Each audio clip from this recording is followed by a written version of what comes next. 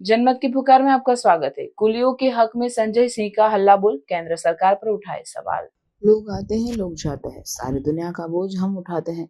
राज्यसभा सांसद और उत्तर प्रदेश के प्रभारी संजय सिंह ने कुली फिल्म की इस गाने को जिक्र करते हुए उत्तर प्रदेश में प्रेस कॉन्फ्रेंस किया। प्रेस कॉन्फ्रेंस में उनके साथ दर्जनों कुली मौजूद थे। इस दौरान संजय सिंह ने कुलियों के हक में आवाज उठाई। उन्होंने भाजपा सरकार पर आरोप लगाते हुए कहा कि इन कुलियों की आवाज दर्द समझने वाला आज कोई नहीं है। इस दौरान उन्होंने तत्कालीन रेल मंत्री लालू प्रसाद यादव का जिक्र करते हुए कहा कि मुख्यमंत्री रहते हुए लालू प्रसाद यादव ने कुलियों के परिवार वालों को नौकरी देने की बात कही थी और करीब 22,000 लोगों को रेलवे में नौकरी दी गई थी, लेकिन 20,000 से अधिक लोगों को आज तक नौकरी नहीं मिली। संजय सिंह ने आरोप लगाया कि कुली के कामों को अब निजी हाथों में दे दिया गया और इसके उनके ऊपर बेरोजगारी मंडप मंडरा रहा है। संजय सिंह की पूरी बात सुनिए। जो मांग थी उसको मैंने लगातार रेल मंत्री की तरफ से और सरकार की तरफ से इस उम्मीद के साथ उठाया कि कुलियों की समस्याओं पर वो कुछ समाधान देंगे।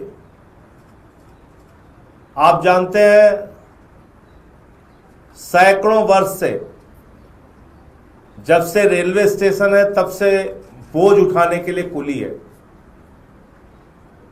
एक फिल्म भी आई थी कुली, उसका एक मशहूर गाना था, सारी दुनिया का बोझ हम उठाते हैं, लोग आते हैं, लोग जाते हैं। हम आए यात्रा में ये कुली मिलते हैं, बोझ उठाते हैं, फिर वो अपना काम, हम फिर भूल जाते हैं। इनके दर्द को सुनने वाला आज की तारीख में कोई नहीं। और जब देश के रेल मंत्री लालू प्रसाद यादव जी थे तो कुलियों के लिए एक नीति लेके आए थे कि उनको या उनके परिवार के किसी व्यक्ति को रेलवे में नौकरी दी जाएगी। और करीब करीब 22,000 लोगों को उस वक्त नौकरी दी गई। 20,000 के करीब लोग आज भी बाकी हैं जिनको नौकरी नहीं दी गई। इनका मुद्दा बार बार सदन के सामने उठाया गया, लेकिन इसके साथ साथ आज की तारीख में जो कठिनाइयां ये जिसका सामना कर रहे हैं, उसमें अब हालत यह है कि कुली के काम को भी निजी हाथों में दे दिया गया। कुली माई ऐप के जरिए कुली का जो काम है, जिसमें उनकी कुछ आमदनी हो जाती थी, उसको भी पूरी तरीके से समाप्त और खत्म कर दिया गया है। और अब उसका काम भी निजी कंपनियों के हाथों में सौंप दिया गया है। तो ना तो सरकारी नौकरी इनको मिली और ना ही कुली का जो ये काम कर रहे हैं वो काम इनको करने की इजाजत है। तो पूरे देश पे रेलवे स्टेशन पे काम करने वाले लोग, कुलियों के परिवार और खुद वो लोग आज दुखी हैं, परेशान हैं। उनके सामने 2 वक्त की रोटी का भी संकट है। अपने परिवार को कैसे चलाएंगे, ये एक बहुत बड़ा सवाल है रेल मंत्री जी से और मोदी सरकार से। तो इस बार भी सत्र में इनका मुद्दा मैं प्रमुखता से उठाऊंगा और मैंने कहा है कि अगर इनकी ओर से कोई आंदोलन जंतर मंतर पे या दिल्ली में होगा या कहीं और कोई सम्मेलन करेंगे लोग, तो इनके मुद्दे को बल देने के लिए मैं इनके साथ इनके आंदोलन में भी शामिल रहूंगा। सुरेश जी हमारे साथ हैं, जो लखनऊ के railway station, Charbagh railway station पे कुली का काम करते हैं, पढ़े लिखे हैं। इनके साथ सैकड़ों लोग वहां पे जुड़े हुए हैं और इनके साथ कई राज्यों के इनके संगठन के लोग आ जाए हैं, जिसका ये परिचय भी अब आपके सामने कराएंगे। मैं चाहता हूं पूरी संवेदनशीलता के साथ इनके दर्द, इनकी तकलीफ, इनकी समस्याओं को सुने और सदन में मैं इनकी बातों को मजबूती से उठाऊंगा इनकी और जो मांग और बातें हैं मैं चाहता हूं सुरेश जी एक बार आपके सामने रखेंगे। सबका परिचय करा दीजिए।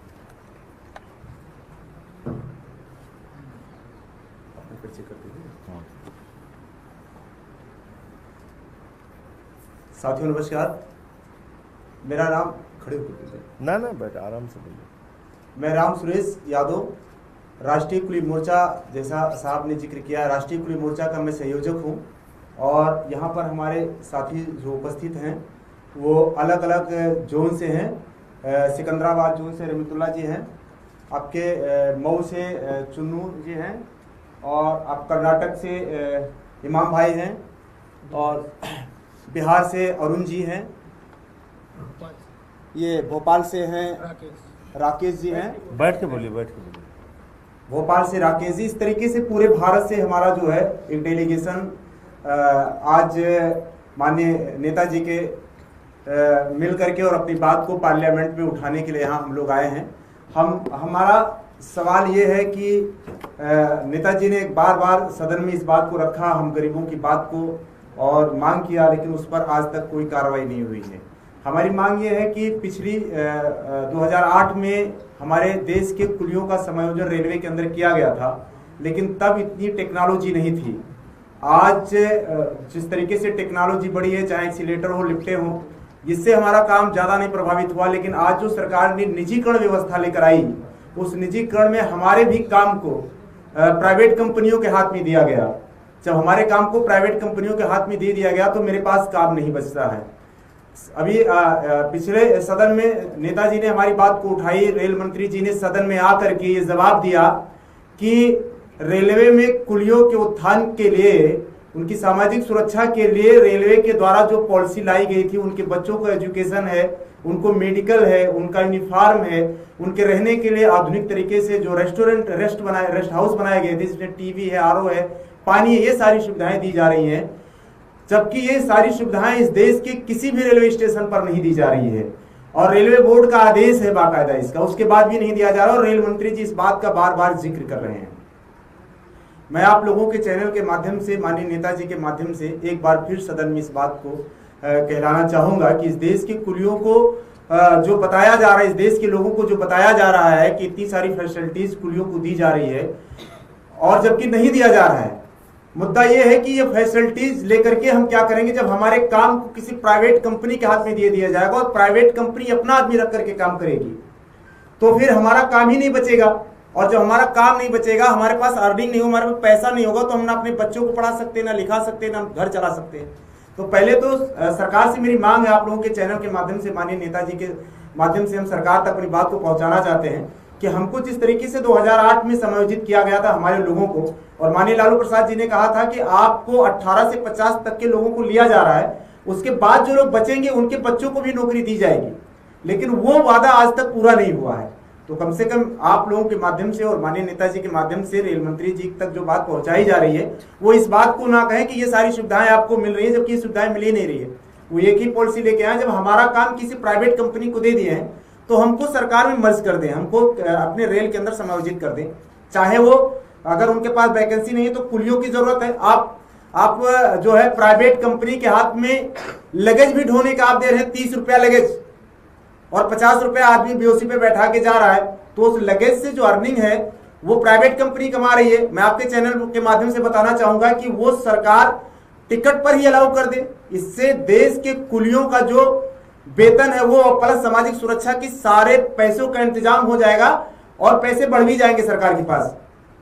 तो सरकार ऐसी कोई पॉलिसी सोचे और हम कुलियों के उत्थान के लिए ऐसा कुछ कार्य करें इस दिशा में। और किसी का परिचय कराना हो तो करा दीजिए, और राज्यों के जो लोग हैं। हो गया? अब आपके कोई प्रश्न हो आप पूछ सकते हैं। दो प्रश्न है आपसे। एक तो आपने जो ये विषय उठाया है इस संबंध में अब तक क्या रेल मंत्री से सीधी आपके कोई संपर्क हुआ या सिर्फ सदन में उठाया? रेल मंत्री को मैंने पत्र भी भेजा है इन लोगों की समस्याओं के समाधान के लिए, और इसके साथ साथ सदन में भी इनका मामला मैंने उठाया है, और ये मांग की है कि जो वादा 2008 में रेल मंत्री के तौर पे लालू प्रसाद यादव जी ने किया था, उसको आज तक पूरा क्यों नहीं किया गया, और क्यों इन लोगों को भर्ती नहीं किया गया, जो लोग बचे हैं या उनके परिवार के लोगों को क्यों रेलवे में नौकरी नहीं मिल पाई, तो इसका मामला मैंने उठाया था। और साथ ही साथ अब तो जब निजी हाथों में कुली का काम चला गया तो इनके समायोजन की व्यवस्था करनी ही चाहिए, वरना कैसे इनका जीवन कैसे चलेगा। तो दूसरा सवाल है कि गंभीरता से आपने ये जो सवाल उठाया, एक और गंभीर सवाल खड़ा हुआ है। जिस सदन में आप लगातार सवाल उठाते थे, उसके सभापति ने अचानक से इस्तीफा दे दिया। देखिए, मुझे लगता है इस पे अभी कोई टिप्पणी करना जल्दबाजी होगी। सारी चीज़ों को देखना चाहिए पूरी बात, क्योंकि एक बड़े संवैधानिक पद पर बैठे हुए व्यक्ति का अचानक इस्तीफा होने से सारा देश अचंभित है। हम लोगों को भी समझ में नहीं आ रहा आखिर हुआ क्या है। तो जब तक पूरी जानकारी ना मिल जाए, पूरी सच्चाई ना पता चल जाए, और वो देश के प्रधानमंत्री को और सरकार को ही स्पष्ट करना चाहिए, तो जब तक वो पता नहीं चल जाए तो कुछ भी टिप्पणी करना ठीक नहीं है। मैं ये भी देख रहा हूँ कि प्रधानमंत्री जी ने कितनी देर के बाद, उनके इस्तीफे के कितने समय के बाद एक ट्वीट किया है। इसका मतलब कोई प्रयास नहीं हुआ उनकी तरफ से मनाने का या रोकने का। तो पूरी बात क्या है वो जानना बहुत दुविधा, बहुत सारे सवाल लोगों के मन में खड़े हो गए। सर, आप लोगों की मुलाकात हुई थी, आप और अरविंद जी मिले थे, उसमें भी सवाल उठ रहे थे, उसके एक ही बाद इस्तीफा हो गया। मैंने आपसे कहा कि ये बड़ा गंभीर विषय है। जब तक इस पर कोई पूरी जानकारी नहीं मिल जाती, किसी भी प्रकार का टिप्पणी करना, किसी भी प्रकार की बात करना उचित नहीं है।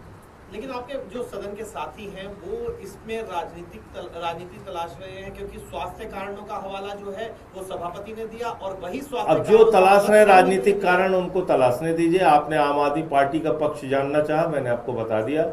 जब तक इस पूरे विषय पर हम लोगों को जानकारी नहीं हो जाती है गहनता के साथ कि आखिर हुआ क्या है अचानक ऐसे इस्तीफे के पीछे, तब तक कोई टिप्पणी करना ठीक नहीं। अगर आपने हमारा अभी तक चैनल सब्सक्राइब नहीं किया है तो कृपया चैनल सब्सक्राइब कर लें, लाइक करें, शेयर करें, कमेंट करें। तो मिलते हैं फिर किसी और खबरों के साथ। नमस्कार।